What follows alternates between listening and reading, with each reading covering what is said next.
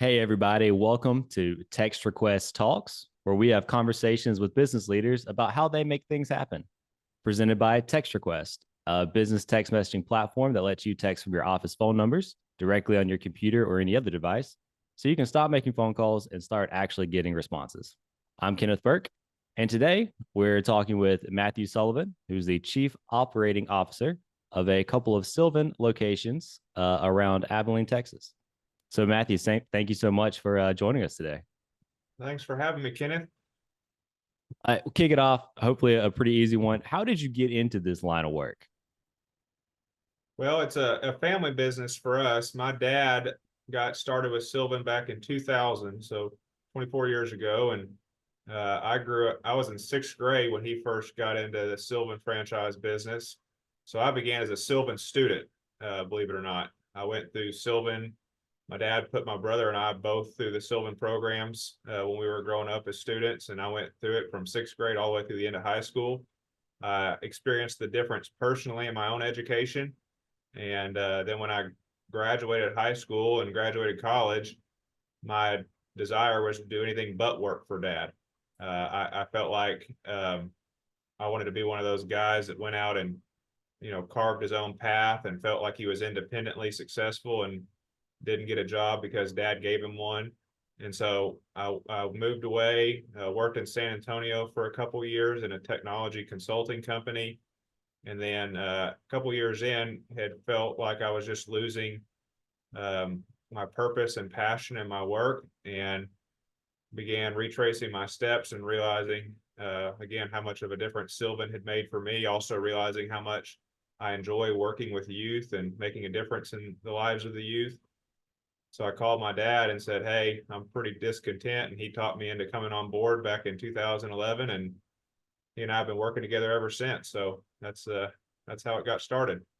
I love that. I come from a family of CPAs, so there's kind of a family accounting firm that's had, I guess, three generations now, and lots of people outside the family. But it's yeah, it's interesting to see how that a very similar story plays over and over again. Yeah, yeah. So I came on in 2011. Then my brother joined last year. My mom's also involved in the business. So all the Sullivans do this together. Yeah, I love so.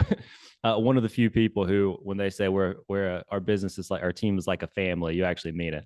Yeah, that's right. I love it. And then tell me a little bit about kind of the day to day for you. COO. I tend to think of operations as kind of where people meet process. Um, and then you've got multiple locations that you are responsible for. So tell me a little bit about how you handle that day to day. Well, yeah. So we talk a lot about Chick-fil-A in our organization. I think Chick-fil-A is the model of who we aspire to be like, because it doesn't matter which Chick-fil-A you go to, you're going to get a very similar customer experience. And that's what we want for our customers. We want to be very unified in our approach. And so we strive for a unified approach and consistency and execution. And so we believe the key to that is identifying what processes work and then finding a way to consistently adhere to those processes. And so we do that in a number of different ways. We have a lot of accountability systems in place, a lot of checks and balances, because we also believe that by nature we're prone to wonder. We can do something right one day and then gradually begin to veer the wrong direction. And so we develop the processes, and then we develop accountability systems to those processes. So we have lots of ongoing coaching and mentoring that takes place to make sure that we're striving for consistency and uniformity in what we do. A lot of that resonates with me, especially as a marketer, somebody who's in more of it tends to be more of a creative position where we find something that works once and then we kind of just get bored of it, or we just want to do something different even though we know we need to do the same thing over and over and over again. So Right. I appreciate that reminder. Talking about uniformity and then applying that to kind of working with students, I would imagine every student um, is in a different spot when they start, or maybe needs a different approach to help them go from A to B. And maybe I'm wrong on that, so tell me if I am. But how do you kind of balance that to where you need custom approaches for education, but you need to keep everything consistent. That seems like an interesting juxtaposition. Yeah, so from a student standpoint, everything is entirely personalized to each individual at Sylvan. So unlike a classroom where you've got 25 kids all doing the exact same thing at the exact same time, each student has their own individual curriculum based on their own individual needs. So you do not really necessarily have consistency in terms of what each student is receiving in the way of instruction. However, the way that we deliver that instruction needs to be very similar. Like we don't want one teacher following one process and somebody else following something totally different. Or from a director standpoint, we don't want one teacher communicating with a family one way and somebody else communicating totally different. So there's an individualization to the needs of each kid, but the execution of it should resemble itself from one student to another. How do you approach hiring for your tutors? Or has everybody that works for you been a student before, just like you, or what's the approach there? From a teacher standpoint, they have to have an educational background, like they need to have experience working with students. From a director standpoint, which is primarily who I work with, I pour into our directors, and then our directors pour into our teachers. We don't necessarily have to have an education background. What we look for more than anything is somebody who's coachable and moldable and humble. Because I have found over the years that you can teach certain skill sets. You can't necessarily teach somebody to be coachable. They either have that mentality or they don't. And so they don't necessarily have to have the perfect experience or background or skill set. We really believe we can develop a lot of that with the proper coaching and teaching, but they have to be able to be receptive to it, not be a know-it-all, not get defensive when they're told something that they can improve or work on. And if they have that, we can sure do a lot with someone who's willing and ready to learn every single day when they come to work. So would you say, and maybe you just did, and I missed it slightly, but would you say that the soft skills in your case are often more important than, say, the hard skills of what your franchises are do, like the products you provide or services you provide? Yeah, absolutely. In fact, I sometimes see if they have, so for instance, this business does involve sales. So I mean, like many businesses do, there's a customer who's looking for a solution and they can consider a lot of different options. And I found that some of our most successful directors had no prior sales experience whatsoever, because they come in and they're a blank slate and they're much more coachable and teachable than somebody who does have 15 years of prior sales experience and is trying to tell us how to run a Sylvan versus being willing to learn from us how to run a Sylvan. So I'll take that and switch gears a little bit. I'm particularly interested as a marketer, what do you do to acquire customers? What's your main channel for doing that? Or is it a bunch of things that just work together? We use social media quite a bit. I mean, everybody seems to be on social media these days, so we use that. We also rely heavily on reputation within the community. Like many other things, if you go to a good restaurant, you're likely to go tell a friend, you need to try this restaurant, or a good movie, you're going to tell a friend, hey, you need to go see this movie. Our customers are largely come from referrals of friends, family, neighbors.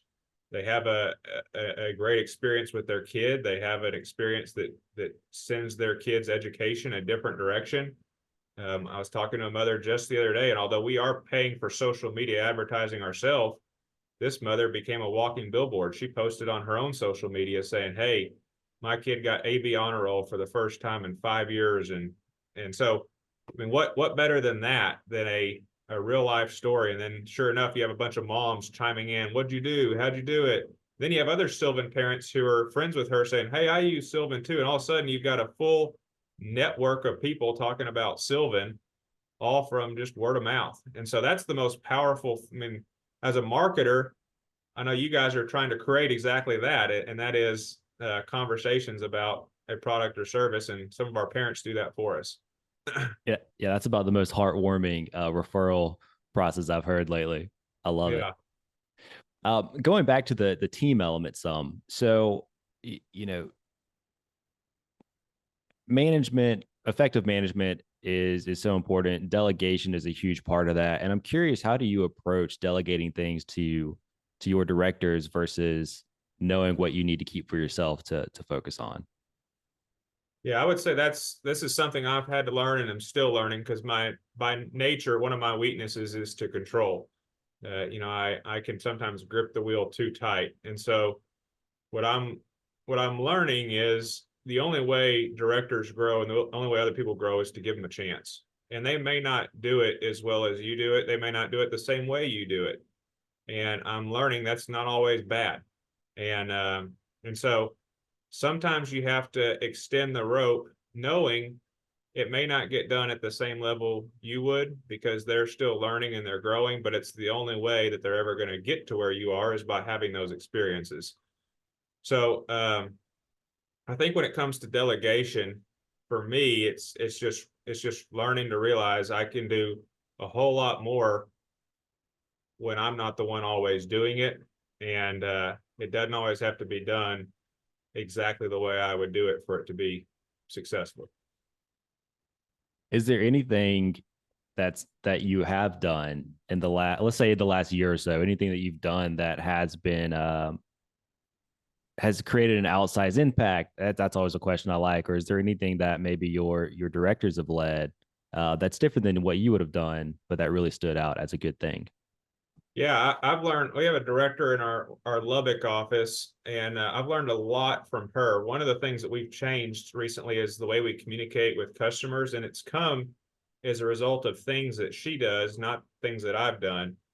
So we've been working a lot on becoming much more consistent and concise and clear in our communication. We've realized, parents don't need to know everything we know. They really don't. And if we talk at 1,000-foot level and they're at a 10-foot level, there's not going to be a connection. And so what we've tried to learn how to do is say more with less. Keep things simple, keep things concise, keep it in layman's terms. Think about it. I always think about it from my own perspective. If I have a plumber come over or an air conditioning guy come over, I don't want to learn everything they learned in trade school. I just want to learn, can you fix my air conditioner? And that's really what a lot of parents want. They don't want to learn everything we know about education. They just want to know, can you help my kid? And the simpler we can keep that conversation, the more concise, the more we're going to hold their attention and the more relatable what we're saying is going to be. So I learned that from that director, and I have been changing completely the way that we communicate with parents from things that I learned through her. How are those how much communication is there? I imagine there's a lot of back and forth. Like parents, I would imagine, want to be very involved with this process. Mm-hmm. And if that's true, then how do you handle that? So we meet with families every month. They enroll in one of our programs, and then we meet every month to stay in communication with, hey, here's how your child's progressing. Here's where we're heading. Here's why you still need to continue this. I tell our directors we're like motivational coaches. We're trying to stay committed to the plan that we're on, and a lot of times you need somebody in your corner rooting you on, cheering you on, reminding you why you're doing this, because along the way in any journey, fatigue sets in, or sometimes you start seeing results and you start feeling good about yourself and you stop doing the very thing that created those results. So you need that motivational coach to keep you going. So we meet with parents every month to be that motivational coach, to keep them committed, to keep their kid committed. And so that's the type of communication we have with our clients. I'm curious. You have talked about coaching several times already here. Um, where do you go for coaching, or where do you go when you have questions or you're trying to upskill? So I have a couple mentors that have been very significant in my life. One is a guy named Bob, who I've been meeting with for 6 years, and he's got a lot more gray hair than I always seek out the people that are older, that have been down the path, and have tried to learn from them how they can help me learn through their own experiences. Another guy is a guy named Shelby that I've been meeting with for about a year. And so when I meet somebody who I see, this is the kind of person I want to become more like, I always ask, hey, would you be willing to mentor me? And that's not just from a business standpoint, that's from a spiritual standpoint, a personal standpoint.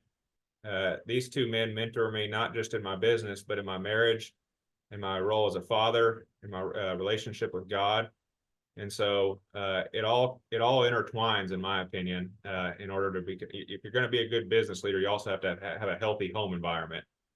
You also have to be, in my opinion, have a foundation that's not just based on your work, which is your spiritual life. So those men have made a huge difference in my life, and I wouldn't be where I'm at without the two of them.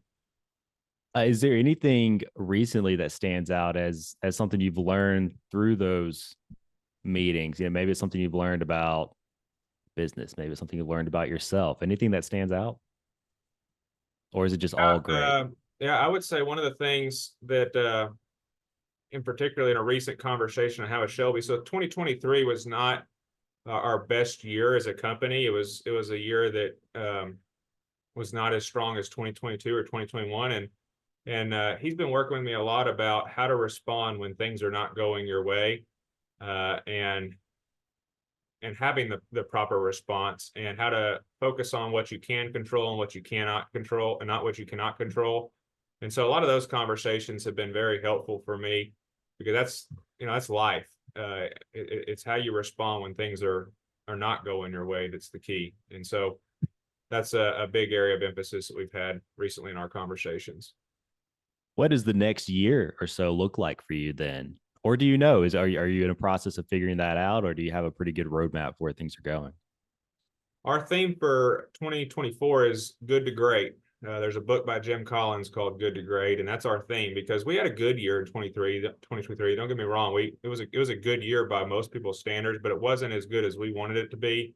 And so we're trying to move from good to great by fine tuning up some of our processes, by getting back to the basics of what made us successful. And so that's the direction we're heading next year, is trying to fix the small things that'll lead to big results.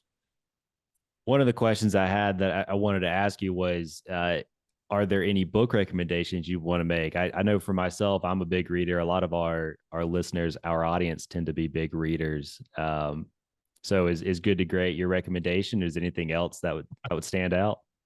Well, I was actually talking to my dad and brother about this beforehand. My family is a young family. I've got a 2-year-old and a 3-month-old, and so I said the book recommendation I think I'd have is The Hungry Little Caterpillar. I love it. So anyway, I don't get a lot of time to read, unfortunately, right now. The only books I'm reading right now are children's books to my daughter when we're going to bed. So I can't say I have any good books that I've read recently, other than the children's books that we read at night. Hey, that's probably more worth the time than any others. Yeah, that's So, right. well, Matthew, this has been great. Are there any other recommendations you want to make for people listening? Things that you've seen in your business that are really helpful, or just any final takeaways? I would just say, I've been doing Sylvan for 12 years, and I feel like I've learned more in the last year than I learned in the prior 11. And it's just interesting how, as you go through life, be careful to ever think that you know it all. And always be humble, always be willing to look for, where can I still learn? Where can I still grow? Because yeah, it's just there's always ways that you can change and evolve. And I know people say that all the time, but it's really true. So just always be open to change. And I'm in the process myself of changing some different things, both in my business and my personal life in 2024. And it's come through a lot of adversity and setbacks, but those are good learning tools. So Well, best of luck to you in those changes. thank you. And yeah, and thanks for being here today. Really appreciate it. Yeah, thanks for having me, Kenneth. I enjoyed it.